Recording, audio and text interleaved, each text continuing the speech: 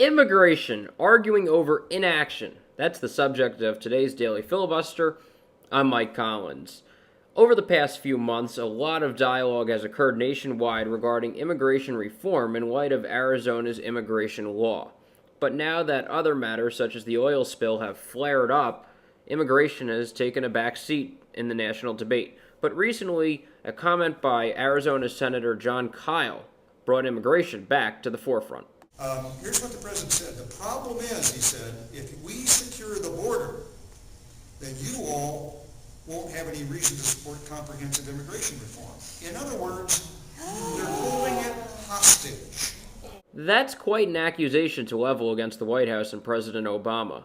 Of course, the White House was quick to dismiss such remarks. No, the president didn't say that. Senator Kyl knows that the president didn't say that.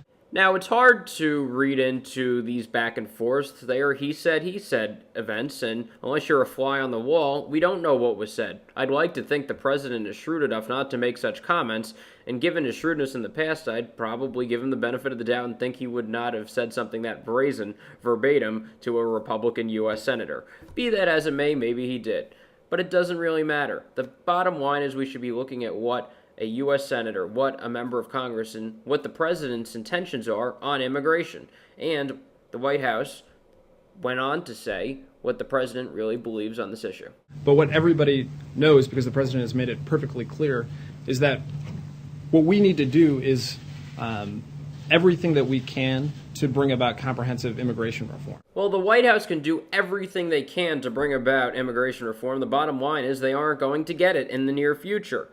Congress right now is not going to take up immigration reform, and members of both parties have made that abundantly clear.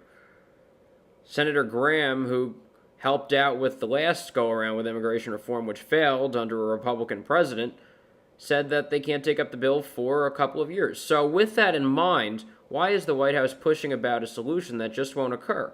If the U.S. Senate can't pass unemployment benefits, they sure as heck can't pass comprehensive immigration reform. What the White House, though, is doing is kicking the can down the road. This is a volatile issue. There are a lot of elements to it, and the White House just isn't stepping up to the plate. Another action that we can look at with the White House is the immigration law which passed in the state of Arizona. Under federal law right now, it is illegal to be in the country illegally. Makes sense to most people. Arizona took that law to heart and took the federal statute and made it a state law verbatim. The Obama Justice Department plans to sue. Now, you can argue, and constitutional experts can go back and forth, and ultimately federal judges will decide whether or not it is constitutional for a state to enforce what is really a federal enumerated power, that being immigration. But regardless of the situation, Arizona is stepping up and attempting to enforce the laws that the federal government has failed to do.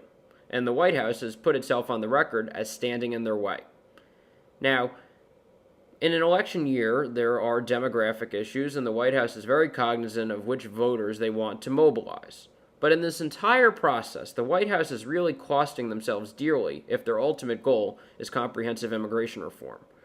The public mood will be much more supportive of a piece of legislation to go through Congress and possibly even grant amnesty if there was less violence, if there was less of a danger because of illegals being in the country.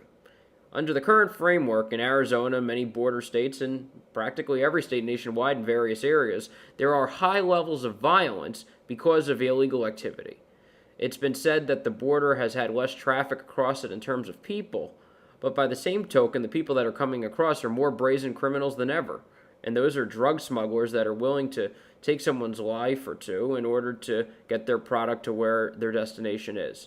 So, with all this going on, the White House should really step to the plate and enforce the federal laws as we know them.